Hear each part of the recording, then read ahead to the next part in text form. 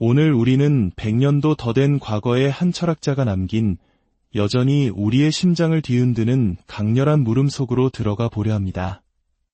그의 이름은 프리드리히 니체. 그의 글은 마치 단단한 다이아몬드와 같아서 한 문장 한 문장이 수많은 의미의 결을 품고 있습니다. 그의 사상은 때로는 위험하게, 때로는 심오하게 우리를 혼란에 빠뜨리지만 동시에 우리 자신과 우리가 사는 세상을 가장 깊은 곳까지 성찰하게 만듭니다. 이 깊은 지혜의 여정을 시작하기에 앞서 잠시 시간을 내어 구독과 좋아요를 눌러주신다면 감사하겠습니다. 여러분의 작은 손길 하나하나가 이 채널을 통해 더 많은 영적인 빛과 지혜가 퍼져나가는 데 큰 힘이 됩니다. 여러분의 삶에 하나님의 축복이 함께하기를 기원하며 이제 시작하겠습니다.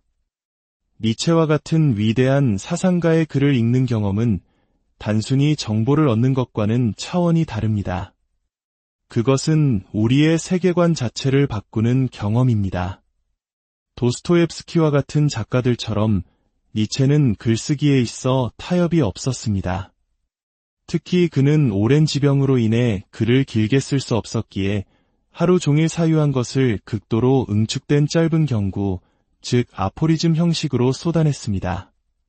그 결과 그의 책 선악의 저편 같은 작품은 책의 어느 페이지를 펼쳐도 그냥 지나칠 수 있는 문장이 거의 없습니다. 모든 문장이 우리에게 무언가를 요구하고 우리를 사유의 투쟁 속으로 끌어들입니다. 평범한 책들이 이미 아는 생각들을 다시 한번 확인시켜주는 데 그친다면 니체의 글은 문장 단위에서부터 우리에게 충격을 던집니다. 이것이 바로 위대한 글쓰기의 힘입니다. 위대한 작가들은 단어를 사용해 우리 머릿속에 이미지를 떠올리게 하고 그 이미지는 우리의 인식과 행동을 근본적으로 바꾸어 놓습니다. 우리가 누군가와 깊은 대화를 나눌 때 일어나는 일이 바로 이것입니다.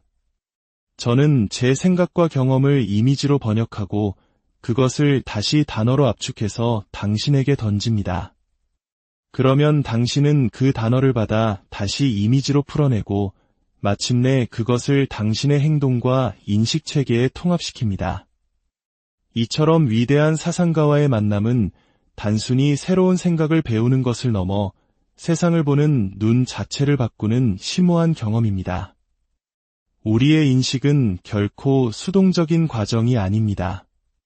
마치 맹인이 손으로 사물의 윤곽을 더듬듯 우리의 눈 역시 끊임없이 움직이며 세상을 탐색하고 표본을 추출합니다.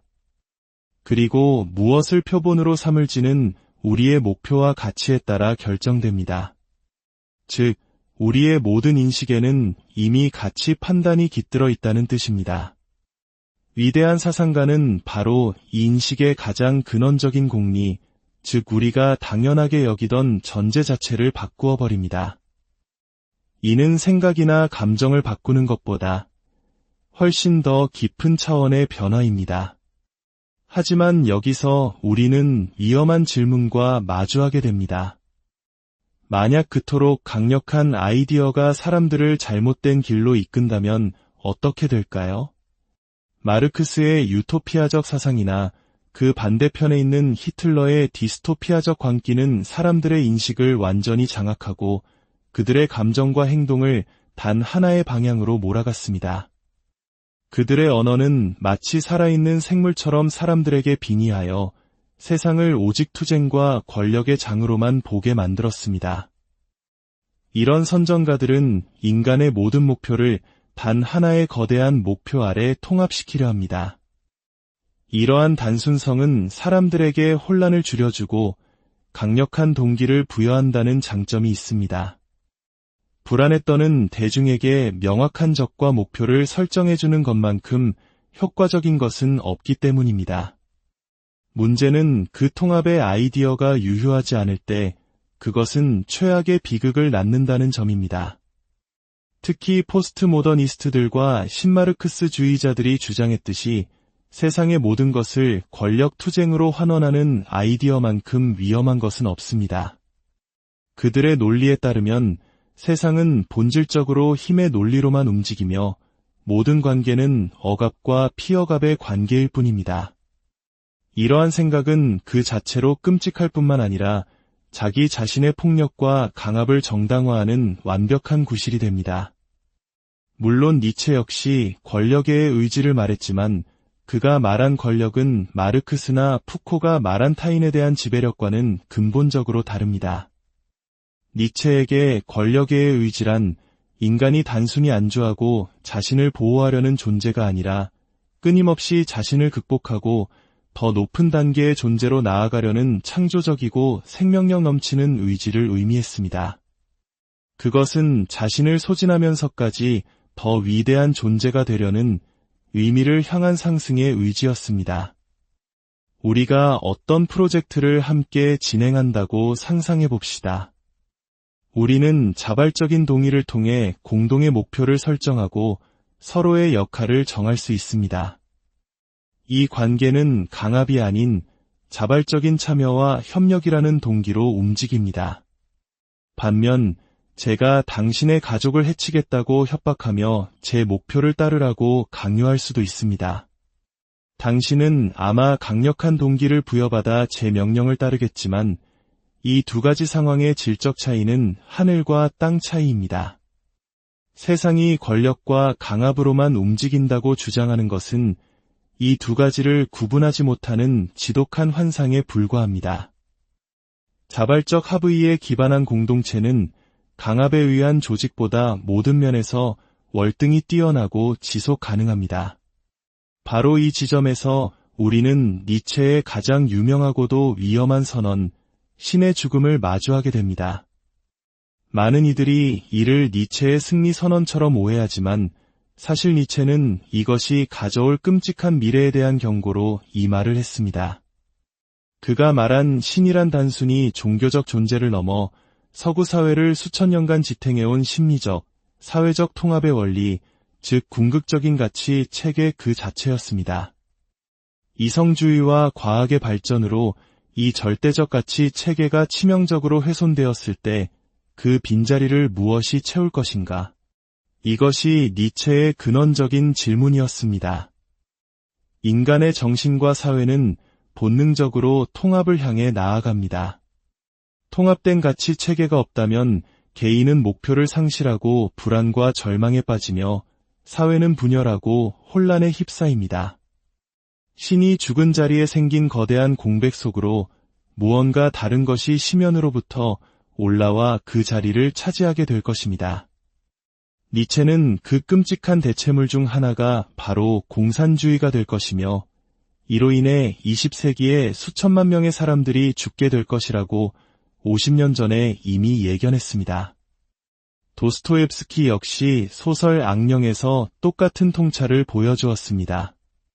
신의 죽음 이후 니체는 인간이 스스로 자신의 가치를 창조해야 한다고 주장했습니다. 이것이 바로 그의 초인 사상입니다. 위대한 개인, 우리 중 가장 뛰어난 자가 하늘로부터 내려오던 가치를 대신하여 새로운 가치를 만들어내야 한다는 것입니다. 하지만 여기에는 치명적인 결함이 존재합니다. 정신분석학자들이 지적했듯이 우리는 우리 자신의 집에서조차 주인이 아닙니다. 우리의 내면은 수많은 모순된 욕망들이 전쟁을 벌이는 전쟁터와 같습니다. 이렇게 분열된 존재인 인간이 어떻게 스스로를 의지하여 보편타당한 가치를 만들어낼 수 있단 말입니까? 한 사람과의 관계를 평생 제대로 꾸려나가는 것조차 이토록 어려운데 어떻게 한 인간이 사회 전체를 안정시키고 오랜 세월 지속될 수 있는 윤리체계를 무에서부터 창조할 수 있다는 말일까요? 이는 지적인 오만의 극치입니다. 종교, 공산주의, 나치즘, 이들은 모두 세상을 통합하려는 거대한 이야기들입니다. 하지만 동시에 이들은 세상을 끔찍하게 분열시키는 이야기들이기도 합니다. 특히 종교가 수많은 전쟁과 증오를 낳았다는 비판은 매우 날카롭습니다. 그러나 복음서를 깊이 들여다보면 그리스도의 가장 근본적인 적은 바로 바리새인, 율법학자, 서기관들이었음을 알 수 있습니다. 이들은 각각 종교적 위선자, 자신의 지성을 숭배하는 학자, 그리고 법을 무기로 사용하는 자들을 상징합니다. 이것이 의미하는 바는 심오합니다. 가장 선한 아이디어라 할지라도 최악의 행위자들에 의해 최악의 방식으로 사용될 수 있다는 것입니다. 어쩌면 이것이 인간의 실존적 비극일지도 모릅니다. 가장 사악한 자들이 가장 선한 가치를 내세워 자신들의 탐욕을 채운다는 것. 그렇다면 우리는 어떻게 진짜와 가짜를 구별할 수 있을까요? 진정으로 유익한 통합의 이념과 병적인 이념을 어떻게 분별할 수 있을까요? 이에 대한 서구 문명의 대답은 수천 년에 걸쳐 발전해온 희생이라는 개념 속에 담겨 있습니다. 특히 그리스도의 순환 이야기가 보여주는 핵심은 진정한 이념의 소유자는 그 이념이 가져올 결과에 대한 책임을 자기 자신이 짊어진다는 것입니다. 그리스도는 하나님께 바쳐진 궁극적인 희생 제물로 묘사됩니다. 이는 자신의 가장 소중한 것, 즉 자녀와 자기 자신을 바치는 최고의 희생을 상징합니다. 자신의 아이디어를 위해 타인을 희생시키는 것이 아니라 그 아이디어를 위해 스스로를 희생하는 것. 바로 여기에 진실과 거짓을 가르는 중요한 잣대가 있습니다. 솔제니친이 굴라크에서 깨달았듯이 선과 악을 가르는 선은 국가나 계급 사이에 그어져 있는 것이 아니라 모든 인간의 심장 한가운데를 가로지르고 있습니다. 진정한 종교적 정신은 이 선과 악의 싸움이 근본적으로 각 개인의 내면에서 벌어지는 드라마라는 것을 가르칩니다. 악을 제압하기 위한 첫 번째 전쟁터는 바로 나 자신의 영혼이라는 것입니다. 내 안의 악을 통제하고 선을 실천하려는 노력이 선행될 때 비로소 우리는 사회의 악에 맞서 싸울 수 있는 가장 효과적인 전사가 될 수 있습니다. 내면의 갈등을 바로잡을 수 있다면 그 갈등이 사회적 비극으로 표출되는 것을 막을 수 있습니다. 이 지점에서 니체의 또 다른 유명한 비판, 즉 기독교를 노예 도덕이라고 칭한 것을 살펴볼 필요가 있습니다. 그는 강자의 고귀한 도덕과 대비되는 약자들의 원한과 시기심에서 비롯된 것이 기독교 도덕이라고 비판했습니다.